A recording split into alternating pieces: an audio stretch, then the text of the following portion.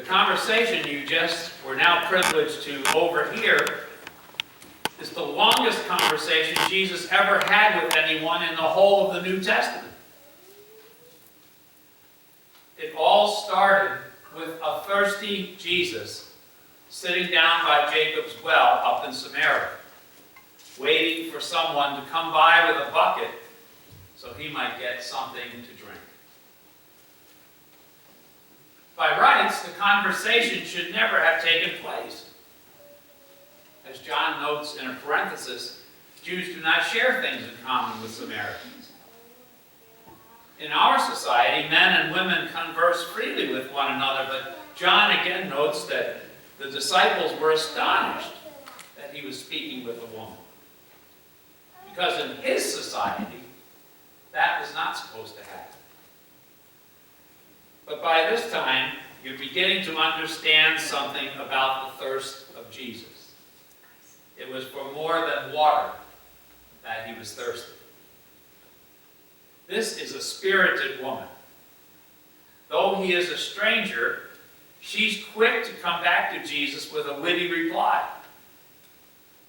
When Jesus offers her living water, she says, "Sir, you have no bucket, and the well is deep." When Jesus tells her that the water he offers will quench her thirst forever, she says, "I've got to get me some of that water." When Jesus tells her to come back with her husband, and she tells him she has no husband, Jesus says, "That's right, you've had 5, and the one you're with now is not your husband." She is not shamed by that, but rather sarcastically says, "Sir, I see that you are a prophet." That's the way you need to read this story, with a little chuckle. She was neither demure nor submissive in front of this stranger. And Jesus does not judge her. Jesus engages her in conversation about God and about worship and about the Messiah. "I know Messiah is coming," she tells Jesus.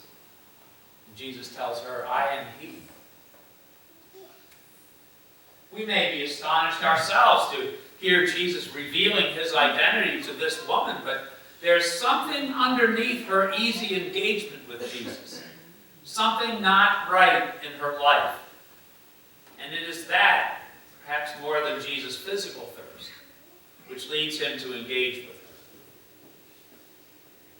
You see, John says that it was about noon when this woman came to draw water from the well.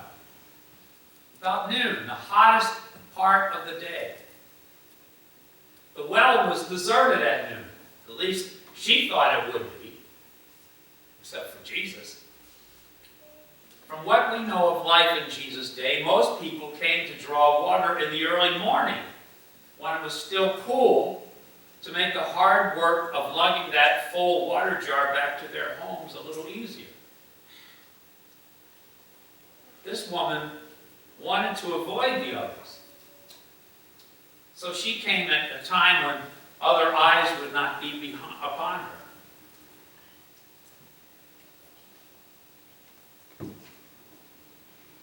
But we've come to learn in these encounters with Jesus that the eyes of Jesus could read a person's soul, could sense a person's pain.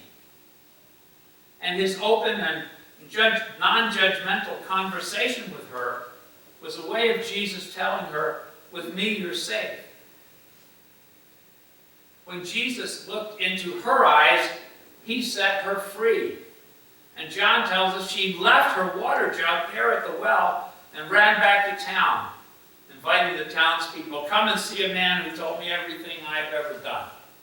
He cannot be the Messiah, can he?" In that moment, she became an evangelist, a teller of good news. And she led the people of her town to Jesus, all seeking the salvation he offered. So here's the deal.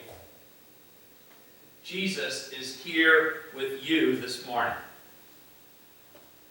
He wants to look deeply into your eyes to see whatever is making you weary, whatever is keeping you from finding your own voice.